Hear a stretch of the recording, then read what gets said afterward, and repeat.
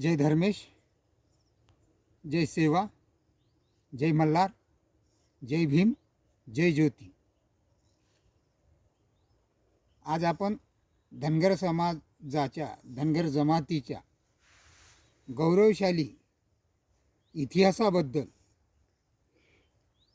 समाजामध्ये वेगवेगळ्या प्रकारे वेगवेगळी मांडणी झालेली आहे आणि त्यामधून आपण एक ज्या धनगर जमातीला दोन प्रकारचा इतिहास लाभलेला आहे, एक क्रांती प्लस चाकरी.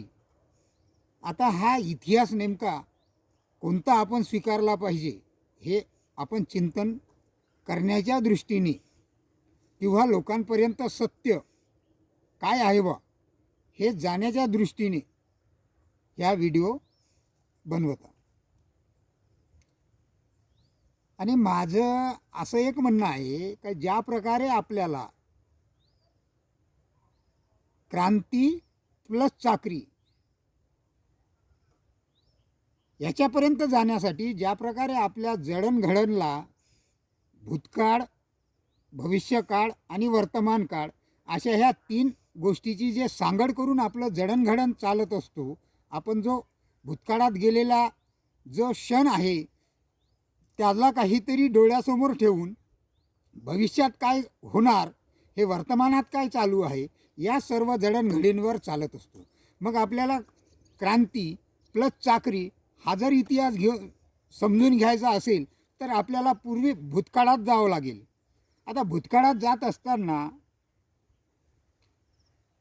ज्या प्रकारे या अखंड भारताला निर्माण करणारे चंद्रगुप्त मौर्य आणि त्यांचे नातू सम्राटों के सम्राट, या भारताच्या राजमुद्राचे संस्थापक, 23 विश्वविद्यालयाचे संस्थापक सम्राटों के सम्राट अशोक मौर्य यांनी जो भारतातला उद्योग, जे उत्पादन तयार होणारं जगामध्ये पोचवलं आणि ते जगामध्ये पोचवल्यानंतर जे जगातले व्यापारी भारतात यायचे ते उत्पादन घेण्यासाठी, त्यावेळेस त्यांना त्या बदल्यामध्ये सोनं आणि चांदी द्यावं लागत होतं. आणि ते सोनं न चांदी ब्रिटिश व्यवस्थेच्या, विचारधारेच्या त्यांच्या विरोधात होतं. त्यामुळे ब्रिटिशांच्या जे एलिझा बेगम जे राणी होऊन गेली, त्या राणीने भारताच्या काही त्या ठराविक अशा प्रतिनिधीशी संवाद साधून एकाधिकार लागू करून घेतला आणि त्या एकाधिकाराच्या माध्यमातून या भारतामध्ये ते व्यापारी व्यवसाय करायचे. आता व्यापारी व्यवसाय करायचे तर मग यांचे जो दोन सिद्धांत घेऊन ते या भारतामध्ये आले. एक सिद्धांत होता या व्यापारी व्यवस्थेवर आपला कब्जा बनवायचा. दुसरा, या भारताच्या भूमीमध्ये जे खनिज आहे ते खनिज आपल्या देशात नेऊन त्याला भरमसाठ अशा पैशाने विकून त्याचं उत्पादन तयार करायचं किंवा कच्चा माल नेऊन पक्का करून त्याला बाजारात पाठवायचं. अशा ज्या ध्येयाने राजसत्ता मिळवण्याच्या हेतूने त्यांनी हे या भारतामध्ये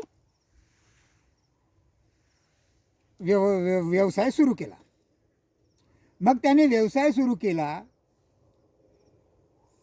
तर त्यांनी सर्वप्रथम भारतामध्ये 3 युद्ध लढले आणि ते 3 युद्ध कर्नाटकमध्ये झाले. पहिलं युद्ध झालं 1746 ते 1748च्या दरम्यान. आणि हे युद्ध कोणाच्या विरोधात झालं तर उद्योगपतीच्या, जे व्यावसायिक होते त्यांच्या विरोधात. फ्रान्स असतील, युरोप असतील, वेगवेगळ्या देशातले जे उद्योजक भारतामध्ये येत होते त्यांच्या विरोधात हे युद्ध चाललं. आणि त्याच्यानंतर दुसरं युद्ध त्यांनी केलं 1749 ते 1754. हे दुसरं युद्ध झालं. आणि तिसरं युद्ध त्यांनी पुन्हा केलं फ्रान्सच्या विरोधात 1756 ते 1769पर्यंत, हे सॉरी 1763पर्यंत. आणि मग या तिन्ही युद्धामध्ये जेव्हा बाकी देशातल्या व्यापाराचा पराभव झाला आणि यांचा विजय मिळवला, त्यानंतर त्यांनी या ज्या व्यापारी व्यवसायासाठी एक कंपनी उभी केली आणि त्या कंपनीला ईस्ट इंडिया कंपनी म्हणून असं नाव दिलं. आता त्यापूर्वी ते 1760मध्ये बक्सरचं युद्ध झालं. आपण इतिहासात ऐकलेलं आहे ते. आणि हे बक्सरचं युद्ध जे झालं हे 3 संस्थानिक राजे, तिथचे जे नवाब होते त्या 3 संस्थानिक राजेच्या विरोधात झालं. कारण त्यांनी या व्यापारी ज्या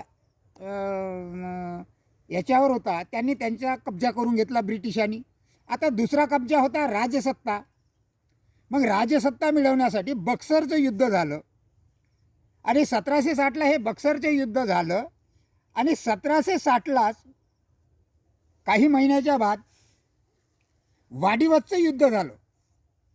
आणि ते पहिलं युद्ध बक्सरचं 22 ऑक्टोबर 1760ला झालं आणि दुसरं जे वाडिवतचं युद्ध आहे 22 जानेवारी 1760ला झालं. पहिलं वाडिवतचं झालं, नंतर बक्सरचं झालं. आता हे जे युद्ध झाले हे दोन्ही युद्ध 1760ला त्यांनी विजय प्राप्त केला. आणि ते विजय प्राप्त केल्याच्या नंतर त्यांनी या भारतामध्ये राजसत्ता स्थापन केली. राजसत्ता प्लस त्यांनी व्यापारी सत्ता, म्हणजे दोन्ही सत्तेवर त्यांनी कब्जा केला. आणि ते दोन्ही सत्तेवर कब्जा केल्याच्या नंतर त्यांनी 1793ला भूराजस्व प्रणाली आणली. आणि भूराजस्वी प्रणालीच्या माध्यमातून त्यांनी स्थायी बंदोबस्त लावला. आणि स्थायी बंदोबस्त लावून या भूमीचा जो स्वामी आहे हा जमीनदाराला करून टाकला. कारण त्यांना सर्व क्षेत्रात जाणं अवघड होतं. त्याच्यामुळे त्यांनी जो भूमीचा लगान आहे, जो टॅक्स घ्यायचा होता, तो लगान त्या जमीनदाराच्या मार्फत त्यांनी वसूल करण्याचं ठरवलं. म्हणजे एक त्यांनी पुन्हा त्यांच्यासाठी एक मित्रता तयार केली आणि जमीनदाराची निर्मिती केली. आणि या जमीनदारांनी काय केलं तर आमच्या शेतकऱ्याकडून अमाप असा लगान वसूल करण्याचं कार्य केलं आणि इंग्रजाला साथ देण्याचं कार्य केलं. म्हणून ते भूमीचं स्वामित्व झालं. आणि मग हे भूमीचं स्वामित्व झाल्याच्या नंतर 1800च्या जवळपास जो एका सर्वसाधारण कुटुंबामध्ये, आता हे सर्वसाधारण कुटुंब, सर्वसाधारणचा इतिहास आणि एक बलाढ्य अशा संस्थानिक राजेचा इतिहास वेगळा आहे. त्या काळामध्ये सुशिक्षित कमी होते आणि अशिक्षित जास्त असल्यामुळे ज्या संस्थानिक राजाकडं लढण्यासाठी चाकरी म्हणून राहायचे आणि त्यांच्याकडून सॅलरी घ्यायचे आणि त्याच्यामध्ये आपल्या 4 महिने शेत्या करायचे. कारण बरसातीमध्ये युद्ध थांबून जायचे, कारण बरसातीत युद्ध करता येत नव्हतं. म्हणून 8 महिने ते त्या संस्थानिक राजाकडं सैनिक म्हणून कार्य करायचे आणि उर्वरित 4 महिने त्यांनी त्यांच्या शेत्या करायच्या. त्याच्यामुळे हे असं असल्यामुळे भावी पिढीसाठी लढणारा किंवा भावी पिढीच्या उज्ज्वल भविष्यासाठी आणि या भूमीच्या हक्काधिकारासाठी लढणारी निवस त्यावेळेस नव्हती. कारण सर्वसाधारण माणूस म्हटलं तर गोळा करणे, भावी पिढीसाठी लढणारा कोण, हे सर्व समस्या निर्माण झाल्या. मग त्याच्यामुळे हे एक साधारण कुटुंबातलं एक धनगराचं पोरगं रोज आपल्या शेळ्या मेंढ्या घेऊन जायचं आणि शेळ्या मेंढ्या घेऊन जंगलात जायचं, शिकारी करायच्या, सदैव सोबत कुऱ्हाडी वागवायचं आणि शिकारी करायच्या, पारंपरिक हतियार चालवणं शिकायचं आणि ते त्याची प्रॅक्टिस करून त्या सर्व पारंपरिक हतियारामध्ये ते पारंगत झालं. आणि ते पारंगत झाल्यावर मग त्यांनी घोडेस्वार केली आणि त्या घोडेस्वारमध्ये बी ते पारंगत झालं. मग अचानकमध्ये ते दुपारच्या वेळेस ज्या वेळेस ते त्या नदीच्या काठी, त्या कोयल नदीच्या काठी त्याचा गाव असल्यामुळे त्या कोयल नदीच्या किनाऱ्यावर त्याच्या शेळ्या मेंढ्या घेऊन यायचं, पाणी प्यायचं आणि तिथंच ते त्याचा जे शिदोरी आहे ते खाण्यासाठी बसायचं. आणि तिथे बसताना इकडून जमीनदाराचं सैन्य यायचं, ब्रिटिशाचं सैन्य यायचं आणि आमच्या ज्या लोकांच्या फसला होत्या त्या कापून घेऊन जायच्या. आणि ते कापून नेल्यामुळे आणि ते त्याच्या डोळ्यासमोर घडायचं.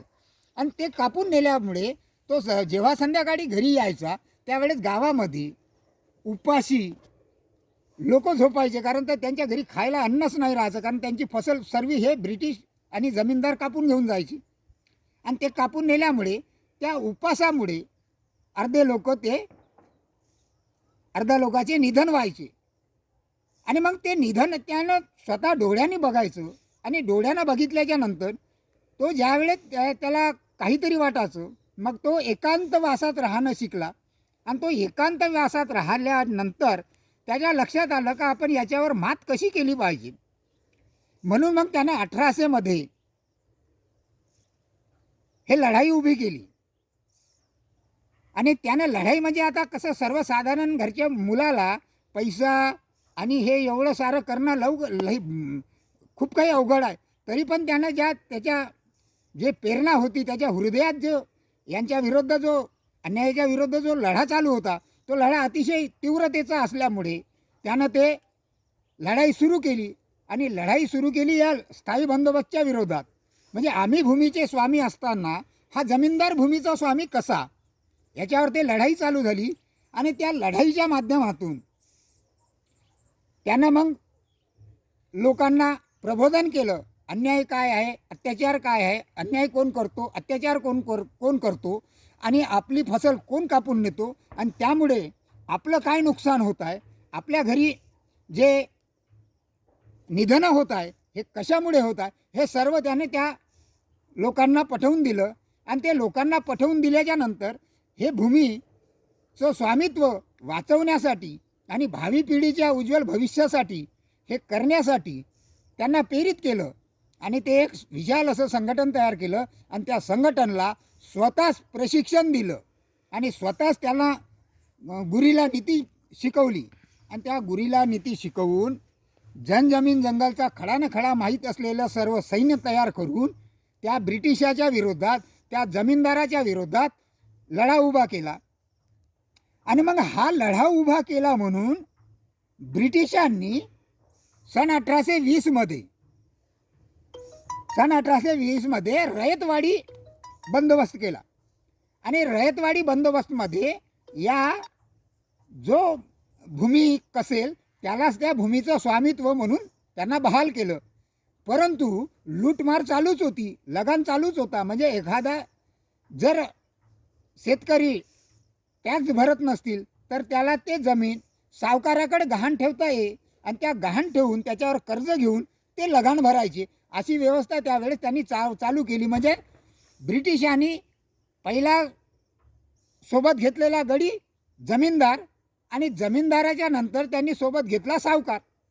एक निर्माण केला त्यांनी त्यांच्यासोबतचा माणूस. आणि या सावकाराच्या माध्यमातून लोक कर्ज काढायचे आणि त्या कर्जाच्या माध्यमातून लगान टॅक्स भरायचे. आणि सावकाराला जमीन गेली की सावकाराला ते भूमित्व होता. आता सावकार हा गावाशी निगडीत असल्यामुळे त्याच्याकडून वसुली होत नव्हती. म्हणून त्या सावकाराने काय केलं, गुमस्ते निर्माण केले. गुमस्तेच्या माध्यमातून मुकद्दम निर्माण केले आणि या मुकद्दम आणि गुमस्तेच्या माध्यमातून तो लगान वसूल करायचा. कोण, सावकार.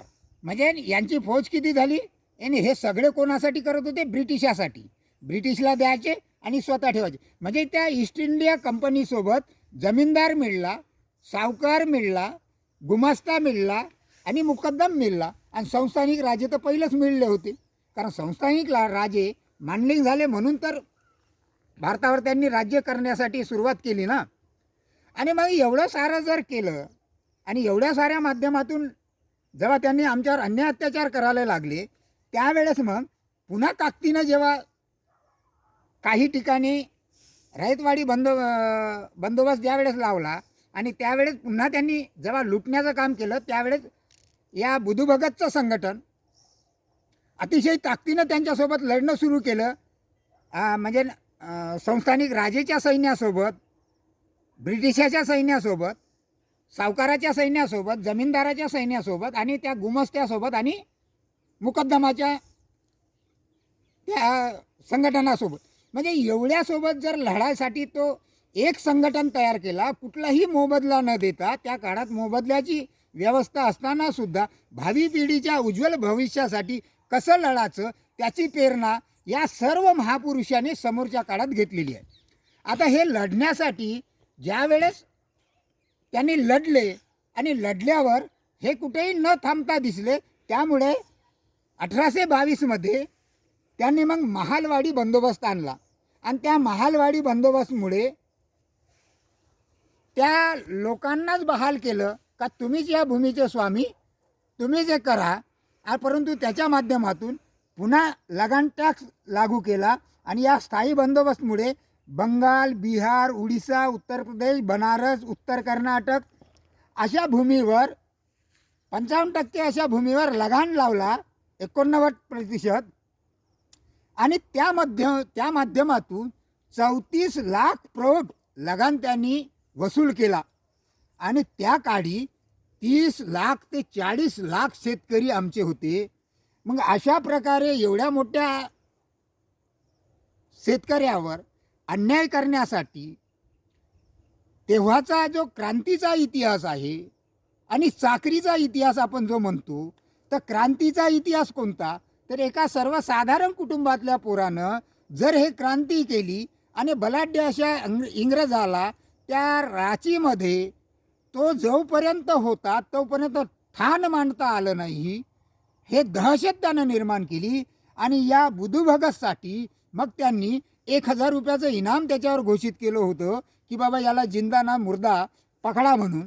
परंतु त्या 1000 रुपयाचं कुठलाही या ब्रिटिशाला फायदा झालेला नाही, कारण त्या बुधुभगतची जे कार्य होतं हे लोकांना समर्पित असल्यामुळे कोणताही व्यक्ती त्या बुधुभगतचा आतापता या ब्रिटिशाला, या सावकाराला, या जमीनदाराला, या गुमस्त्याला आणि या मुकद्दमाला सांगतच नव्हते, कारण तर त्यांना बुधुभगत प्यारी होता. म्हणून ब्रिटिश हतबल झाले आणि ब्रिटिश हतबल झाल्यावर ब्रिटिशांनी काय केलं, तर ब्रिटिशाला वाटलं का हा जोपर्यंत आहे तोपर्यंत आपल्याला कुठेतरी या भागामध्ये स्थान बसवता येणार नाही, आपलं इथून उच्चाटन होऊन जाऊ शकेल. म्हणून या धाकानी मग त्याने 50 बटालियन म्हणजे बनारसच्या संस्थानिक राजाचं सैन्य प्लस ब्रिटिशाचं सैन्य आणि जमीनदाराचं सैन्य, सावकाराचं सैन्य, गुमस्ता आणि मुकद्दम अशी एवढी मोठी फौज तयार करून त्या सिलाई गावाला रात्री घेरून घेतलं आणि घेरून घेतल्यामुळे हे त्या वीर बुधुभगतच्या जो एक दैवी शक्ती प्राप्त असलेला, सदैव सोबत कुऱ्हाड वागवणारा या महापुरुषाच्या, क्रांतीच्या वीराच्या लक्षात आलं आणि मग त्यानं त्याच्या 300 सवंगड्याला बोलवून घेतलं आणि त्यांना बोलवून घेतल्याच्या नंतर गाववाल्याला सर्वाला बोलावून घेतलं आणि त्यांना सांगितलं का माझ्यामुळे बा तुमची कुठेही नुकसान होऊ नये म्हणून मी आत्मसमर्पण करतो. त्यावेळेस संपूर्ण गाववाले समोर झाले आणि त्याला म्हटलं का तू आत्मसमर्पण करू नको, आपण लढू यांच्यासोबत. आणि ही लढाई कमसे कम 7 ते 9 दिवस चालली आणि हे 9 दिवस चाललेली लढाई 300 सैन्यासोबत 50 वीराची बटालियनची फौज उभी समोर आणि त्या 50 बटालियनच्या फौजेजवळ बारूद, गोळा, सर्व हत्यार असताना सुद्धा आमचे पारंपरिक हत्यारानं लढणारे वीर त्यांच्यावर भारी पडत होते. त्यावेळेस ब्रिटिशाच्या त्या कमांडरला असं वाटलं की बा आता आपण पुन्हा पराजित होतो की काय, म्हणून मग त्याने काय केलं, त्या लहान लहान मुलांवर निशाणा साधला, तेथील महिलावर निशाणा साधला, तेथील बुजुर्ग लोकांवर निशाणा साधला, त्यांचे घरं जाळण्याचा प्रयत्न केला, त्यांचे गुरेढोरे जाळण्याचा प्रयत्न केला आणि ते केलाच. आणि ते केल्यामुळे कुठेतरी हे सैन्य थोडेसे विस्कळीत झाले आणि विचार करण्यामध्ये थांबल्यामुळे कारण माणूस एखादा संकट जर समोर आलं तर थोडं थांबतो ना. तर त्या प्रकारे त्याचा फायदा घेऊन या सैन्याने त्यांच्यावर वार केले आणि त्या वाराच्या माध्यमातून त्यांना पराजित करण्याचं आणि त्यांना शहीद करण्याचं यांनी कार्य केलं. बरं, शहीद झाले. आता त्या शहीद झाल्याच्या नंतर 13 फरवरी 1831ला 32ला ते शहीद झाले. आणि शहीद झाल्याच्या नंतर त्यांचं जे प्रेत होतं, त्यांच्या मुलाचं जे प्रेत होतं, त्यांच्या मुलींचं जे प्रेत होतं, त्यांच्या भावाचं जे पुतण्याचं जे प्रेत होते, हे सगळे प्रेत कुठं आणले? हजारीबागला आणले. आणि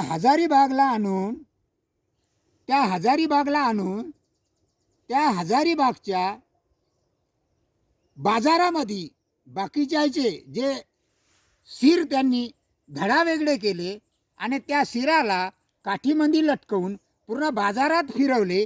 आणि परंतु जो वीरबुधू भगत होता याचं जे शिर होतं हे ट्रेनमध्ये टाकून त्या ब्रिटिश कमिशनरला पाठवलं, पेश केलं. कारण ब्रिटिश कमिशनर एवढा हतबल होता का वीरबुधू भगत कसा आहे, तो कसा लढला, एवढा मोठा वीर मर्द आहे, त्याला मला बघायचंच आहे अशी त्याला इच्छा होती. त्याच्यामुळे ते वीरबुधू भगतचं शिर त्या ब्रिटिश कमिशनरला पाठवलं आणि ब्रिटिश कमिशनरनी ते शिर बघितल्यावर ते 29 फरवरीला वापस आलं. म्हणजेच त्या 13 पासून 29पर्यंत 16 दिवस त्या प्रेतावर अंतिम संस्कार करू दिले नाही. म्हणजे किती आमचे महापुरुष महान असेल आणि या महापुरुषाला किती ब्रिटिश घाबरले असतील त्या काळात. आणि त्याचेच जर आम्ही आज वंशज असतील तर मग आम्ही आमचे संविधानाचे हक्क घेण्यासाठी का आम्ही लुडबुडत बसल्याचं? आम्ही जे आमचे लोकप्रतिनिधी ज्यांनी आमचे हक्काधिकार रोखलेले आहे, जे संविधानाचे या नागरिकाचे पालन करते म्हणून जे संविधानिक प्रशासकीय पालक बसलेले आहे, ते अधिकारी आमचे हक्काधिकार कसे काय रोखतात याचा जबाब आपण विचारासाठी जे शिक्षण हे वाघिणीचं दूध आहे तो पिणारा सुद्धा वाघच हवा. जर आम्ही वाघाची औलाद असेल, आम्ही वाघाचे वंशज असेल तर मग आज आम्ही घरात का? आज आम्ही बाहेर निघलो पाहिजे. आज आम्ही या आमच्या आपल्या भागातल्या ज्या भागामध्ये लोकप्रतिनिधी आमचे हक्काधिकार रोखत असतील तर त्या लोकप्रतिनिधीला त्या शासनाच्या संविधानाच्या पालनकर्त्या प्रशासकीय अधिकाऱ्याला ज्या विचारा, त्याला धडा शिकवा. कारण तर त्यांना सॅलरी आपण देतो, त्याच्या धुंगण धुण्यापासून तर कपडे धुण्यापासून तर त्याच्या मोबाईलपासून तर त्याच्या जाण्या येण्याच्या गाडीपासून तर पेट्रोलपासूनचा खर्च जर आम्ही नागरिक करत असतील तर मग हे आमचे नौकर आणि नौकराला ज्या विचारणे मालकाचं कर्तव्य असतात. परंतु कुठेतरी आम्ही मालक आहो हे आम्ही विसरलो असेल, म्हणून आम्ही यांना डोक्यावर घेतलं असेल, म्हणून हे आमच्यावर अन्याय करत असतील. म्हणून कुठेतरी यांना डोक्यावरून आपटा आणि स्वतःमधला जो शिक्षणाचा गुण आहे, जो दूध आहे, जो शिक्षण घेतो तो गुरगुरल्याशिवाय राहत नाही. मग कागदोपत्री आमच्याजवळ काय आहे हे सर्व डॉक्युमेंटरी आहे, आम्हाला संविधानानं मिळालेलं आहे 1950 पासून तर आजपर्यंत आम्हाला मिळालेला आहे. ते मिळालेले हक अधिकार आमचे रोखतात तरी कोण? यांना रोखण्याचा तरी अधिकार आहे का? हे जाब तरी आपण विचारू का?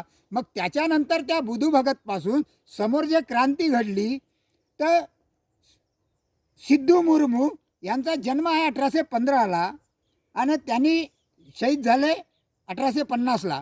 म्हणजे जन्मच जर त्यांचा 1815चा आहे तर मग ते लढाईसाठी कधी निघले असतील? मग कानू मुर्मू आहे, यांचा जन्म आहे 1820चा, तर मग ते जन्माबरोबरच तर क्रांतीला निघले नसेल. मग यांचा इतिहास किती दिवसाच्या नंतरचा क्रांतीचा आहे? त्यांचाही शहाजत दिवस हा 1850 आहे. म्हणजे एकाचं आयुष्य 35 वर्षाचं आहे, एकाचं 30 वर्षाचं आहे. मग पुढे बिरसा मुंडा निघलेला आहे 1875ला त्याचा जन्मदिवस आहे आणि शहीद झाला तो 1900मध्ये. त्याचा जो संघर्ष आहे 1895 ते 1900पर्यंत, मग या संघर्ष किती याचा आहे? मग टन्या भील आहे 1842चा त्याचा जन्म आहे, 1889चा त्याचा शहादत दिवस आहे. 47 वर्षाचं आयुष्य या व्यक्तीला मिळालेलं आहे. मग बापू सेडमाके आहे 12 मार्चला 1833ला त्यांचा जन्म आहे. त्यांची कारकीर्द आहे म्हणजे 2 ऑक्टोंबर 1858ला त्यांचा याचा दिवस आहे. म्हणून कुठंतरी या सर्व महापुरुषांनी जे प्रेरणा घेतलेली आहे, हे वीर बुधू भगतपासून कसं संघटन करायचं, कसं संघटनला प्रशिक्षण द्यायचं, कशी नीती शिकवायची आणि कशी या ब्रिटिशाच्या विरुद्ध लढायचं, हे सर्व जे प्रेरणा आहे हे त्या वीर बुधू भगतपासून घेतलेली आहे. आणि पुढे मग ज्या 1900ला बिरसा गेले आणि बिरसा गेल्याच्या नंतर इथं कुठेतरी जे आमची आदिवासी ज्या जनजमीन जंगलशी निगडीतवाल्या लोकांची जे लढा होता हा कुठेतरी थांबल्यासारखा झाला होता. म्हणून 2 ऑक्टोंबर 1888ला ज्या वीर जत्रा भगतचा जन्म झाला त्यांनी हा लढा उभा केला 1903ला. आणि त्या लढ्याच्या माध्यमातून पुढे 1907ला अधिनियम लागू केला. मग जो अधिनियमच्या माध्यमातून जे भूमीचं होतं हा 7/12 त्या टाना भगतच्या नावानं दिला. ज्या जत्रा भगतलाच टाना भगत म्हटलं जात होतं. आणि त्या टाना भगतनं सर्वात पहिलं असहयोग आंदोलन सुरू केलं आणि ते असहयोग आंदोलन अहिंसक आंदोलन त्या जत्रा भगतमुळे चालू झालं. पुढे ते महात्मा गांधींनी त्याची प्रेरणा घेऊन समोर चालू केलं. परंतु आज रोजी आपण जर बघितलं तर असहयोग आंदोलन कोणं केलं म्हटलं तर लगेच वेगळं नाव येतात. म्हणून माझं म्हणणं आहे का एखादा जर ISI अधिकारी आणि एखादा माझा जंगलातला मेंढपाळ बांधव म्हणजे शेळ्या मेंढ्या चारणारा या दोघांची तुलना सारखी होऊ शकेल का? तर नाही होणार. कारण त्याची राहणीमान वेगळी, याची राहणीमान वेगळी. मग जर गांधीजी भारतामध्ये 1915ला आले तर मग भारतामध्ये आले तेव्हा बॅरिस्टर बनून आले. परंतु आमचे जनजमीन जंगलचे लोक जे ब्रिटिशाच्या विरोधात, जमीनदाराच्या विरोधात, जे सावकाराच्या विरोधात, जे मुकद्दमाच्या विरोधात, जे गुमास्त्याच्या विरोधात आणि जे संस्थानिक राजाच्या विरोधात लढत होते, मग हे तर उघडे भोगडे होते ना, फक्त धोतरच लावून होते. मग यांचा पेशा गांधीजीनं काय केला तर याच्यामध्ये खूप काही दडलेलं आहे.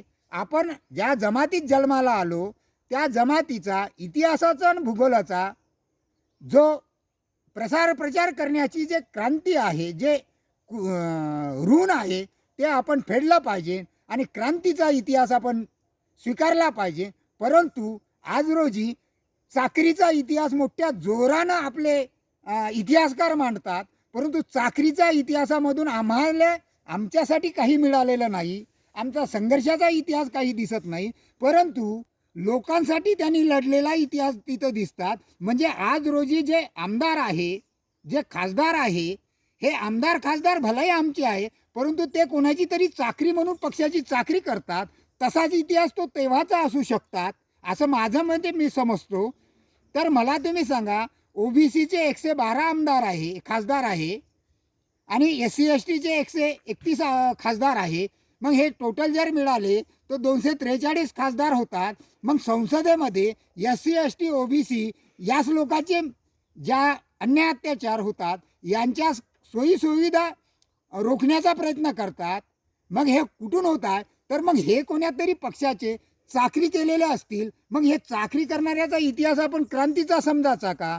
की आमच्या गावगाड्यातला पोरगा एक संघटन तयार करून बलाढ्य अशा या लोकांसोबत, हे जे मांडलिंग झालेल्या लोकांसोबत लढासाठी उतरलेला आहे, त्याचा इतिहास क्रांतीचा ठरवायचा. हे सर्वप्रथम आपण समजून घेतलं पाहिजे. कारण याच्यामध्ये कोणाचंही हे नाही, परंतु जो क्रांतीचा इतिहास आहे तो क्रांतीचा इतिहास आपण शोधला पाहिजे. ज्या संस्थानिक राजेचा इतिहास आपण सांगतो तो इतिहास त्यांचे संस्थानिक राजे वाचवण्यासाठी किंवा आपले संस्थानिक राजे सुरक्षित ठेवण्यासाठी ते लढत गेले आणि कोणाच्या तरी सांगण्यावरून लढत गेले. परंतु आमचा वीर बुधू भगत कुणाच्याही सांगण्यावरून लढला नाही, कोणाच्याही बोलण्यावरून लढला नाही. स्वतःच्या आत्म्यातून प्रेरणा तयार केली, संघटन तयार केलं आणि त्या संघटनला प्रशिक्षित करून पहिलं प्रशिक्षण, पहिलं संघटन कसं भारतात तयार करायचं याची सर्व प्रेरणा सर्व महापुरुषांनी घेतली. आज रोजी सर्व जाती जातीमध्ये आपण निःशुल्क संघटन तयार करतो लढण्यासाठी, भावी पिढीच्या उज्ज्वल भविष्यासाठी. तर ही प्रेरणा त्या वीर बुधू भगतच्या संघटनमधून आपल्याला सर्वांना येतो. मग त्याचा इतिहास आपण मांडायचा की क्रांतीचा किंवा नाही मांडायचा हे प्रत्येकाची जबाबदारी आहे.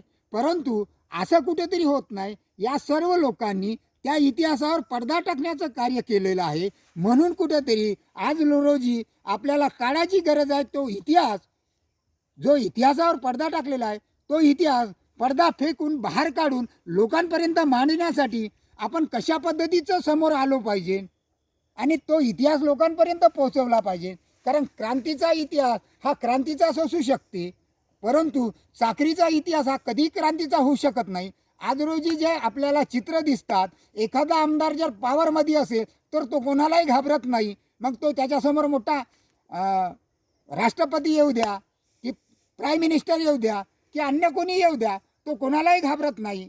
तसंच त्या काळामध्ये जो वीरबुधू भगत होता हे सर्वसाधारण घरचं पोरगं होतं, एका धनगराचं पोरगं होतं, एका छोट्याशा शेतकऱ्याच्या याच्यामधून निघलेलं पोरगं होतं. त्याच्या वडिलाचं नाव शिबू सुकरा भगत होतं, त्याच्या मातेचं नाव बालकुंदरी शिबू भगत होतं, त्याच्या पत्नीचं नाव शिवनी भगत होतं, त्याच्या मुलाचं नाव हलदर आणि गिलदर होतं आणि एकाचं उदयकरण होतं, त्याच्या मुलीचं नाव रुनिया आणि झुनिया होतं. मग ह्या सर्व परिवार जर त्या लढ्यामध्ये सामील असतील आणि लढण्यासाठी त्याला साथ सहयोग करत असतील तर तो वीर कसा रुकणार आणि त्याचा इतिहास कसा क्रांतीचा नाही घडणार. म्हणून त्या बलाढ्य अशा ब्रिटिशाला नमवणारा आणि या सावकाराला नमवणारा, या संस्थानिक राजेला नमवणारा, त्या मुकद्दमाला नमवणारा, त्या गुमस्त्याला नमवणारा पहिला वीर पुरुष आहे ह्या धनगर पुत्र.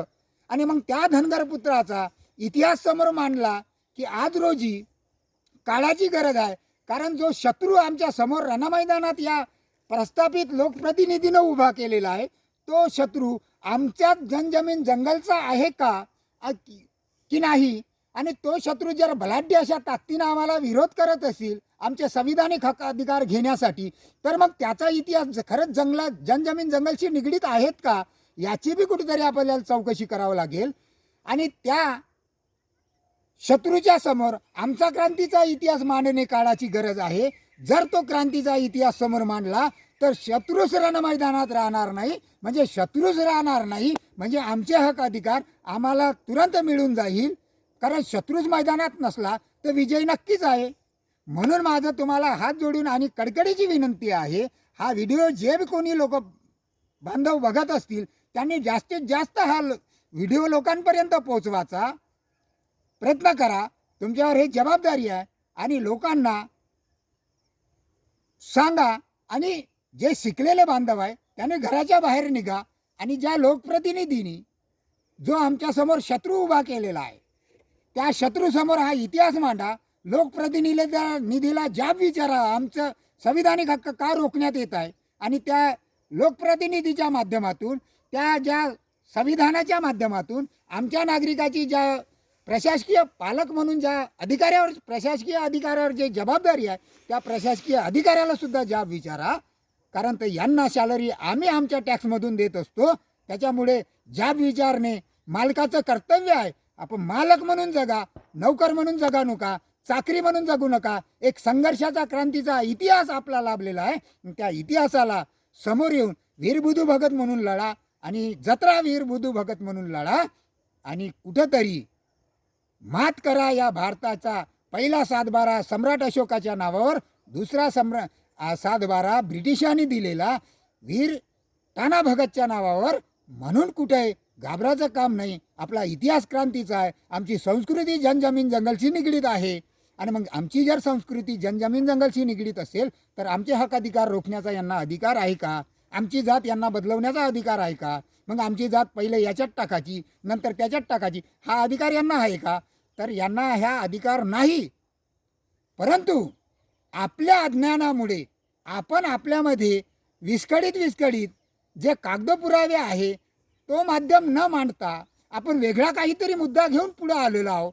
त्याच्यामुळे आपल्या अज्ञानाचा फायदा घेऊन हे लोक शत्रू उभा केला आणि आमचे हक्काधिकार संविधानिक रोखण्याचा प्रयत्न केला. म्हणून माझं तुम्हाला आव्हान आहे, जाहीर आव्हान आहे का आज घराघरातून बाहेर निघा, हा इतिहास लोकांपर्यंत पोचवा.